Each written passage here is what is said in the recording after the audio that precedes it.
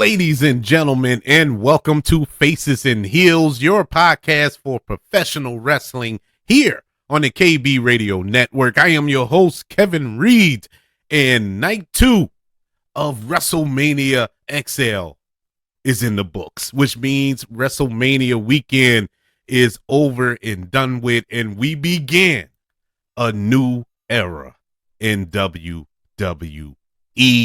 How is everybody doing? How do you feel about this weekend's WrestleMania? This has been a very interesting WrestleMania. This was what can I say? Night 1 was good. Night 1 was very good. I enjoyed night 1. Night 2, it was bookend fairly well, with some sprinkles of good stuff in the middle.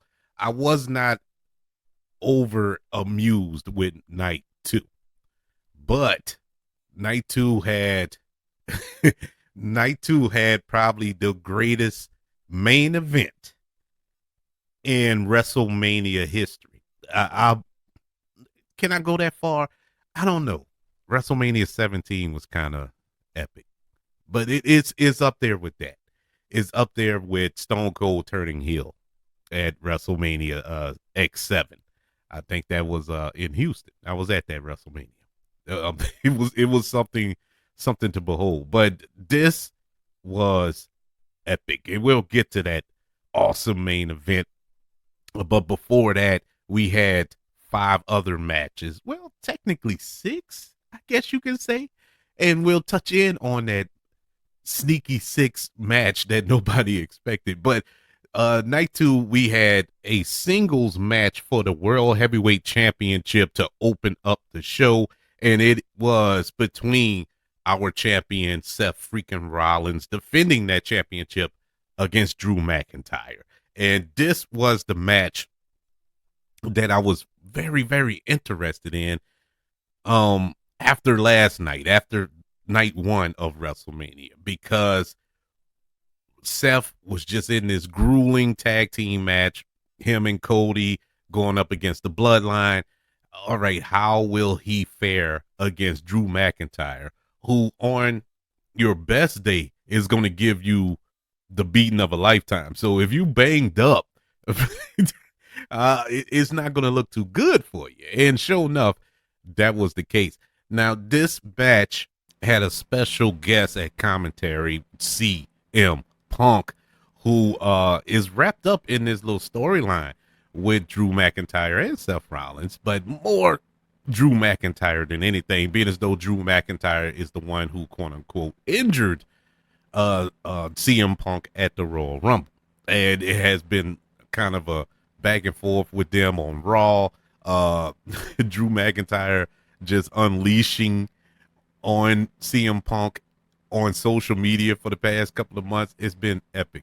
It's been fun. It's been a new Drew McIntyre that I enjoy immensely. And so with Drew McIntyre jumping on Seth Rollins for the past few months, or for the past month actually, and telling him that he has no focus on the championship and he needs to, focus on him because he's the one that's going to take him on at WrestleMania and blah, blah, blah. But in the same token, you have Drew McIntyre, who isn't focused on the championship either. He's more focused on CM Punk. It's just been a back and forth with those two. And even throughout the match, we get a back and forth with those two. But this match started off hot. The first 6 seconds, Drew McIntyre hit a Claymore on Seth Rollins, got a 2 count. I was like, okay, here we go. We're starting off hot, and the match never let up. It told the story. It action throughout. They never slowed down. This was a 10-minute match. Didn't go long, and it didn't need to go long. This was the right amount of this match. It was exciting. It told the story. We had near falls. We had kickouts of finishers, and the story going on outside of the ring with CM Punk dropping bombs on commentary. It was electric. But in the end, Drew McIntyre defeats Seth Rollins for the World Heavyweight Championship. And it was a kind of an emotional moment when you saw Seth Rollins, after he left out the ring, turned around and told Drew McIntyre that you earned this, you deserve this, you know. And you're like, yeah, he did. He did. He does deserve this.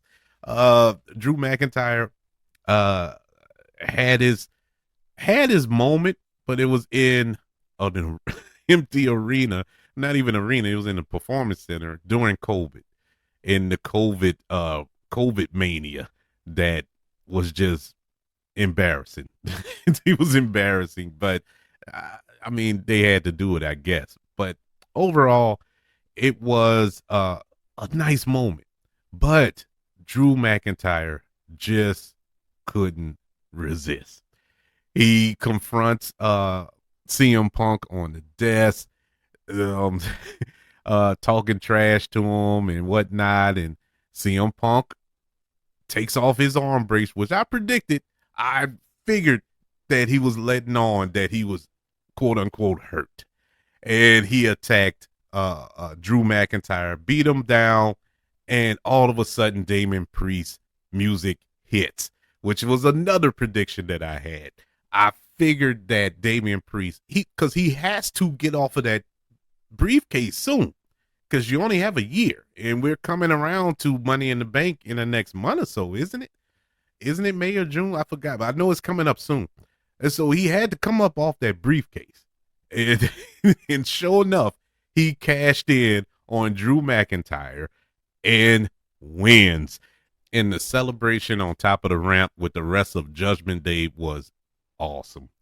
It really touched my soul, because everybody remember and think back when Judgment Day was formed, when Edge was in the WWE, and it looked like it was just a dumpster fire of a faction, and all of a sudden it just suddenly caught fire, and they're just one of the best factions in WWE. You know, Rhea Ripley, you know, being a dominant women's champion that she is, got a stronghold on that division. Dominic Mysterio being the biggest heel in WWE. Damian Priest and Finn Balor, up until night one of WrestleMania, was holding down the Undisputed Tag Team Championship. I mean, they were doing so much and were one of the most dominant factions in WWE. And Damian Priest holding on to that briefcase, so at any moment he can become a champion. So it was just a waiting game. And when he cashed it in and they're celebrating at the ramp, and Rhea Ripley reaction was just so genuine. You know, it was so real.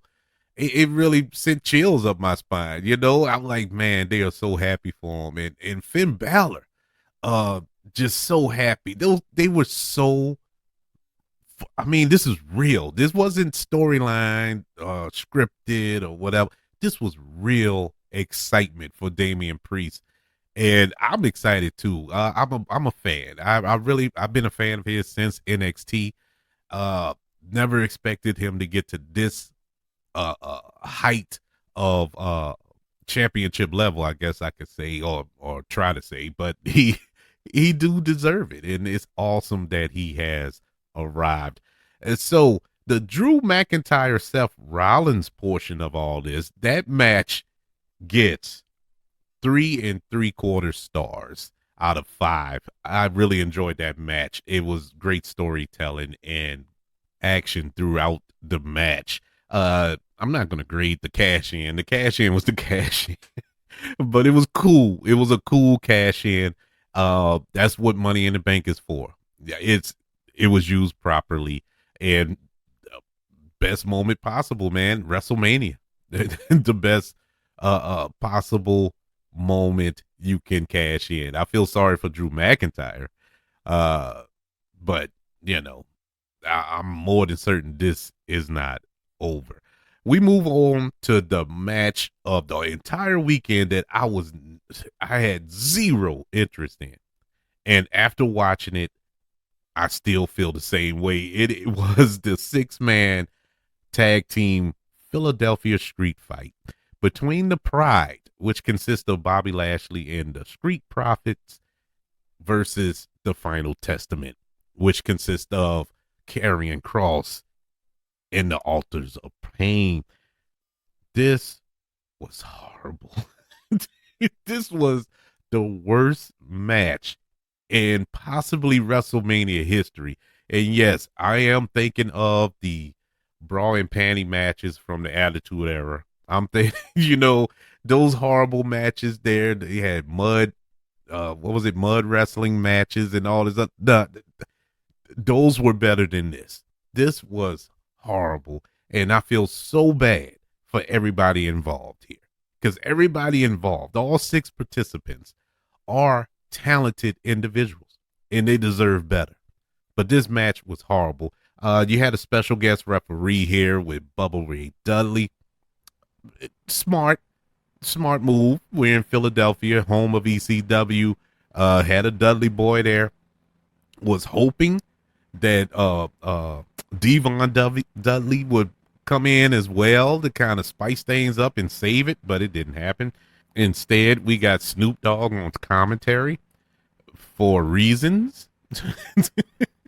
I mean, it was so many botches in this match. So much. It was just messy. And I revert back to my recap and review of night 1 when I discussed the 6-pack challenge for the tag teams championships. It was too messy. It's too much going on.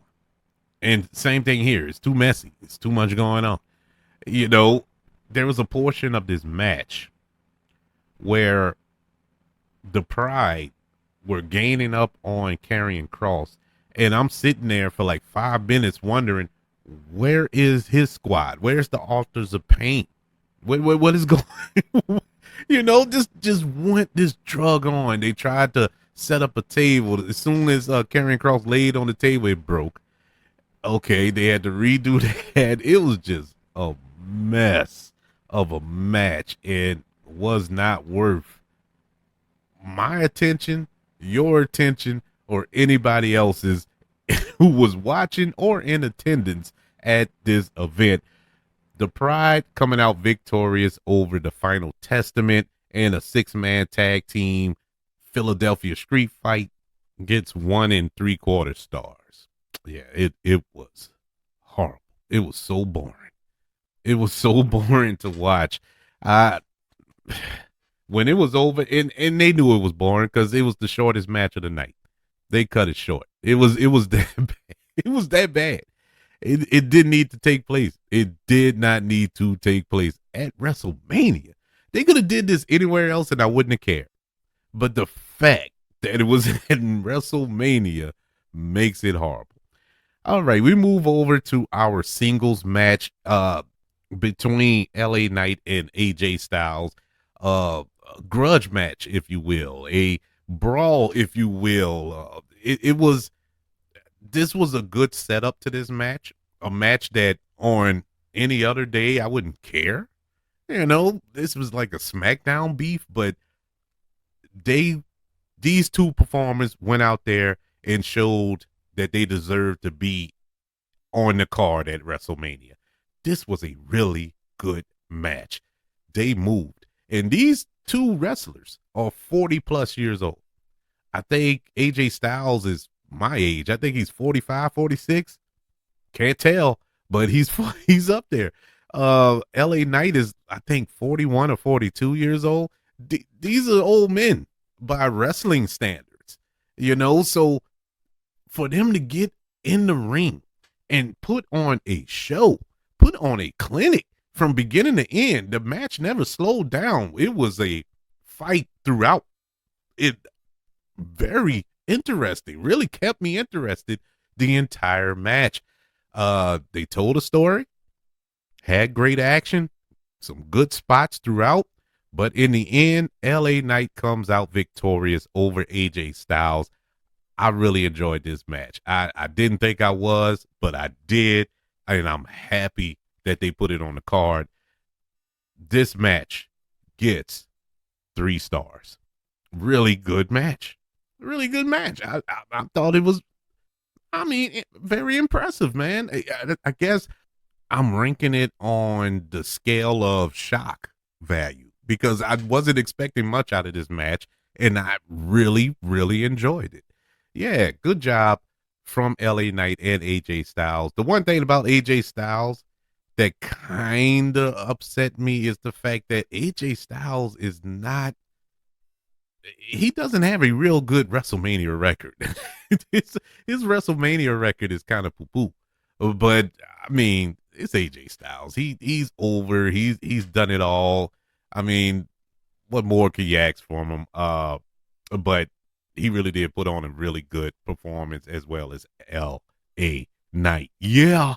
And so we move on to our triple threat match for the WWE United States Championship. Logan Paul, the champion, takes on Kevin Owens and Randy Orton in this triple threat match. Look, as I've said numerous times before, Logan Paul has impressed me immensely since he became a WWE superstar. He really puts in the work and he really does a great job in the ring, and he sells. He gets it. Logan Paul gets it. I get why people don't like him. I trust me, I get it. But he gets the business. He gets the role, and he leans into it, and he is great at it. I mean, you got to give the devil his due here. He is great at what they have him doing in the WWE. This match was really good. It had some good spots in it. The inclusion of what's old boy name? He kept saying his name, Speed or something like that. Some Speed. I don't know his name. I don't care. But him included in his match, who's a friend of Logan Paul, or he's an influencer or whatever. I don't care because this isn't the first time they've done this. He's had other influencers come and interfere in matches, and I'm sitting there like, why? Why every man? That's the only knock I have with the Logan Paul deal. Why does he have to use these YouTube content creators and social media influencers in the match? Doesn't make sense to me, but whatever the case may be, because it takes away from the match. This match would have been great had not that been included. Now, did it disrupt the pace of the match? No, it didn't. I just didn't care for it. It had no bearing on the match other than the fact Logan Paul retained his championship. And I don't know, whatever the case. Yes, Logan Paul retains his United States Championship by defeating Kevin Owens and Randy Orton. And this match, despite all that, gets 3.25 stars out of 5. It was really good, and it could have been better. That dude just irked my nerves when they took the little mask off of the little mascot thing. I'm like, who is that? I'm like, who is that? Unless you are deep in the lore of YouTube. Now, from what I've looked up, I think the dude has like 40 million followers or something like that. So apparently a lot of people know him. I don't, but it is what it is. But I just didn't, it made no sense to have him in WrestleMania. But I felt like that night one with Jason Kelsey and Lane Johnson. Now, what was the point of them being in that match? They could have been in any other match. Why in that match? The celebrity guest spots in WrestleMania this year was poo poo. We didn't have no really good celebrity spots. The main event not included. Those aren't celebrities. That's more of a nostalgia bomb. But we're almost there. Trust me, we're almost there.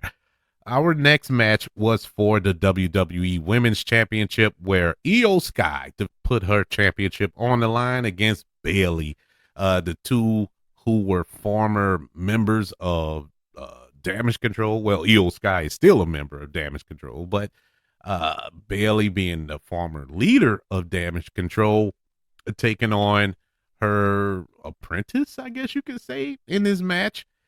Really good match too. This was also a real good match. Storytelling wise, they had some good spots there. Becky, Bailey selling the leg throughout the match. Uh, Io Sky countering everything that Bailey was trying to do to her. It was really good, really good. Wasn't as entered. I don't know. It didn't have a lot of energy. I was expecting more energy, but it was good. It never got boring throughout the match. I think the only problem we had throughout the match was Bailey not being compatible move wise with Io Sky, because Io Sky is more of a high flyer and uh Bailey isn't. So, but Bailey can work with anybody. She made it work, but they really weren't that compatible in the ring that I thought they were going to be. Even though I felt it was a good match. It was a good match, but it did need a little something extra. I felt that with this ongoing beef with Damage Control should have had more of an effect on this match. Now, with that being said, this was a one-on-one straight up fight. There was no influence. Bailey beat Io Sky clean, which I guess you have to do in these situations. But I would have felt a little better had Damage Control came in and tried to assist Io Sky with the win, to continue that story going. But, I'm just nitpicking at this point. But it was a really good match. That leads us to the main event. That leads us to what we all been waiting for all weekend, all year, really, since last year's WrestleMania. Bloodline Rules match for the undisputed WWE Universal Championship. The head of the table, the tribal chief, Roman Reigns, defends his championship against Cody Rhodes in this Bloodline Rules match that was set up due to the tag team match from the night previous, where the Bloodline came out victorious. I was very curious on how this match would go. I was very I'm not going to say nervous, but I was kind of concerned that this wasn't going to deliver on the level that they hyped it up to be. I was wrong immediately. I was wrong with the interest of the, with the intros to these two superstars. Cody's intro was so epic. I mean, I got chills. I got teary eyed. Nothing fell, but my ducks got filled with water. I was just so impressed because it was very Triple H's. It was like an homage to Triple H, and it had levels to it because we all remember, you all know, if you're a fan of wrestling, what he did when he first left WWE a few years back. The first thing he did was take a sledgehammer to the throne, to signify the destruction of Triple H or whatever. And for him to come full circle, WrestleMania, the first WrestleMania under Triple H's regime, and come out with that skull helmet on, the same kind of skull helmet that Triple H wore when he came out a few times at WrestleMania in the past. It just, I don't know, man. It just touched my soul. Roman Reigns had an awesome intro. It was nice. It was a good setup, and they both came out solo. Not solo Sokoa, but they came out on their own.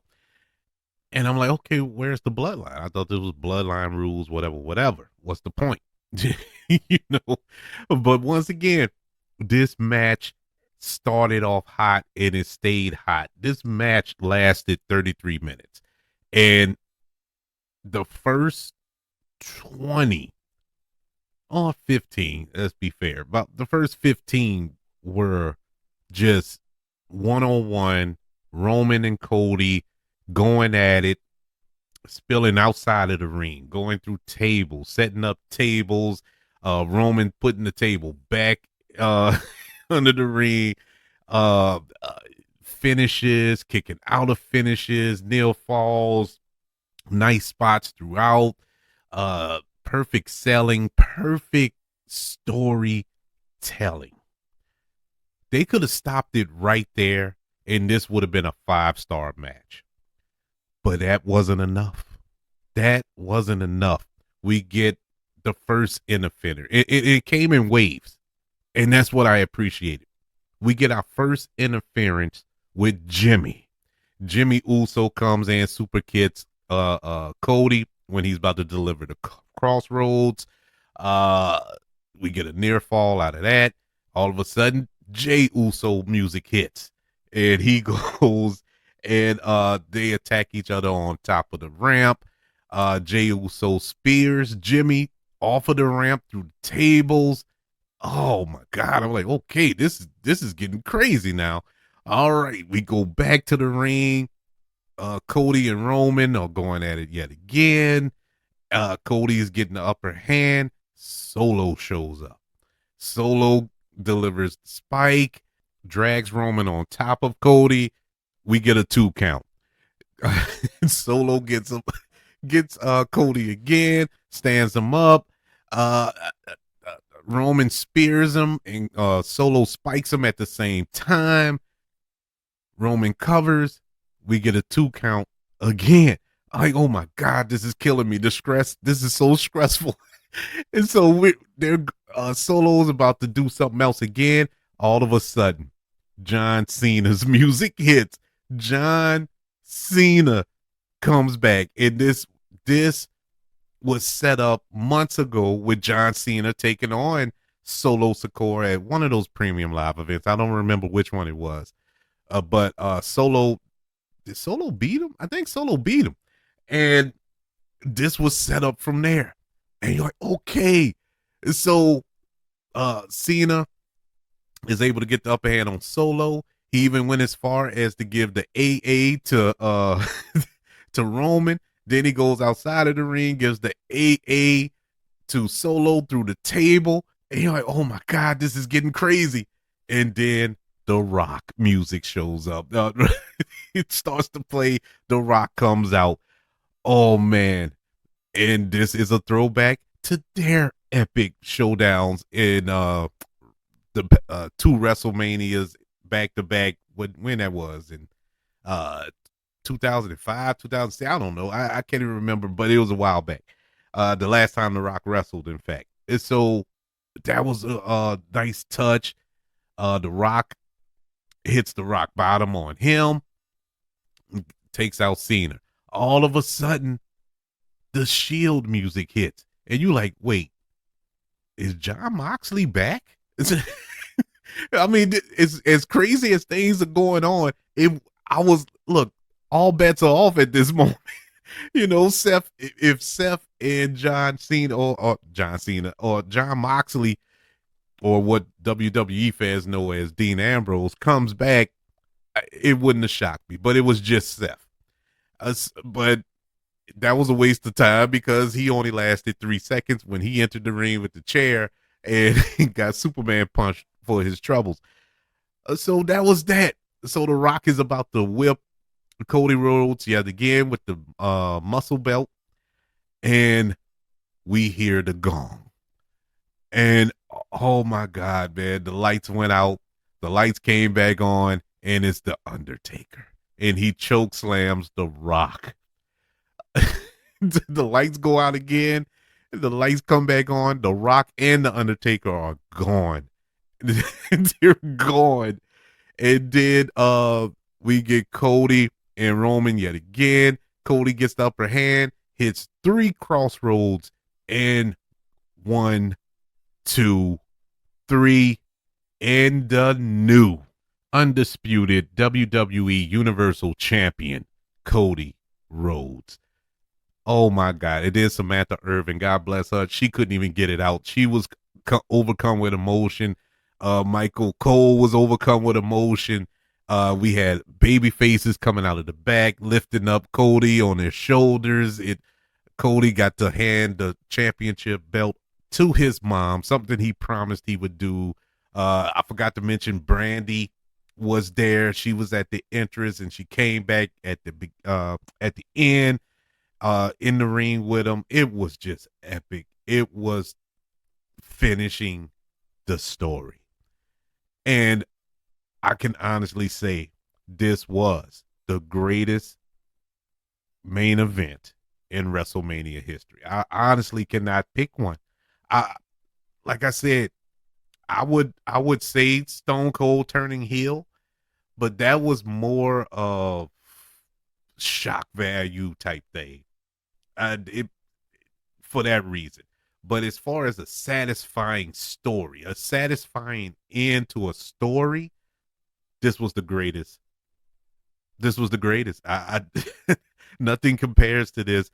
Um, and this was clearly an end of an era in the beginning of a new one.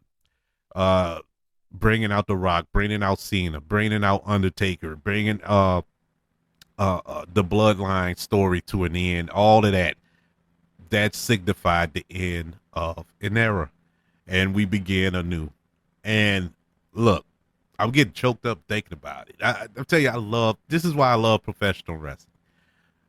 This was so epic, and it hurts, but it's exciting at the same time that this is the end of the bloodline as we know it.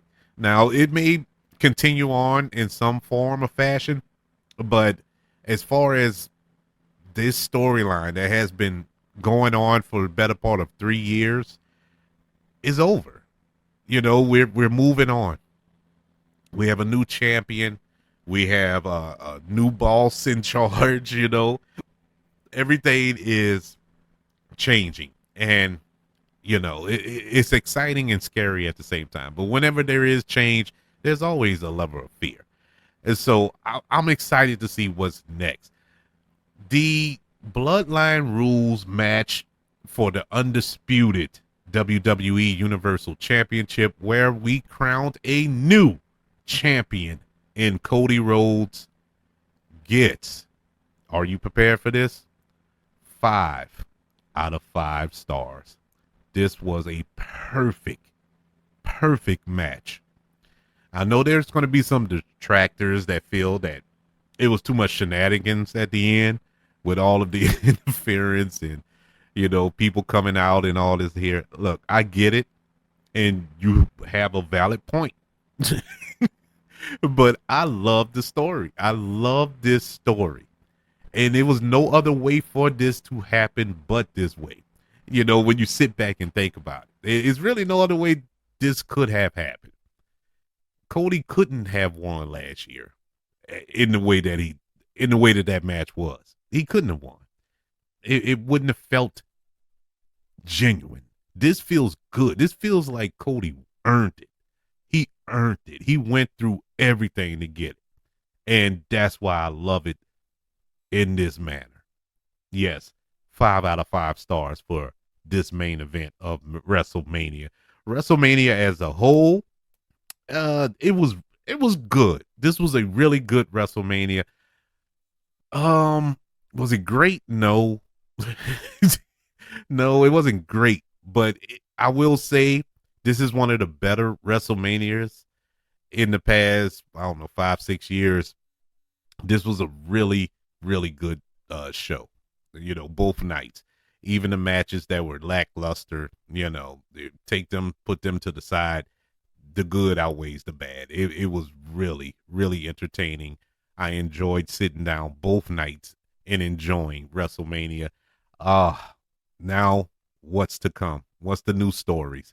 What we got? What new storylines we got going on? We have a new World Heavyweight Champion in Damian Priest. We have a new WWE Women's Champion in Bayley.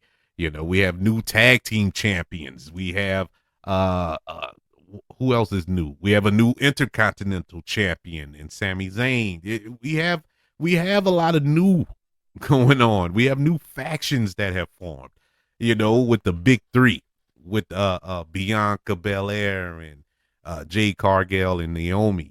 We have question marks surrounding the bloodline. What's next for the bloodline? It's a lot. There's a lot going on to bounce off of. So it's an exciting time in WWE, in the WWE universe. And so strap in, man. Enjoy the ride. Triple H is now the captain of this ship, and we are in the Triple H era. I would like to know, how did you enjoy WrestleMania as a whole, both nights? But what was your favorite match? Did you appreciate Cody Rhodes finishing the story? Are you happy with the way it happened? Are you happy with the way Roman Reigns finally was dethroned? And I want to say this before we get out of here. I was meaning to say it earlier. Hats off, man. Acknowledge him. Acknowledge him. Roman Reigns was one of the greatest champions in WWE history. 3 years this man held that belt. 3 years. And he carried this company throughout. And at no point did you get tired of Roman Reigns being a champion. I didn't. I didn't. He really, really reinvented the wheel here. He really made it tough for anybody else who holds that belt. There is a bar that he set.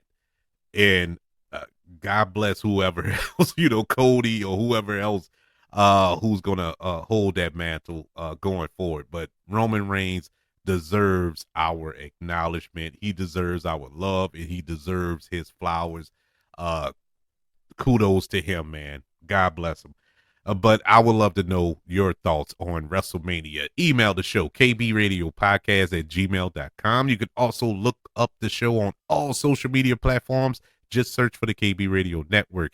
Also, subscribe to the KB Radio Network channel on YouTube and like this video if you don't mind. Don't forget about the 5 stars, the reviews, and sharing this show if you're listening on Apple Podcasts, Spotify, iHeartRadio, wherever you are currently listening to Faces and Heels here on the KB Radio Network. Everybody, thank you for joining me this weekend as we reviewed night 1 and night 2 of WrestleMania XL.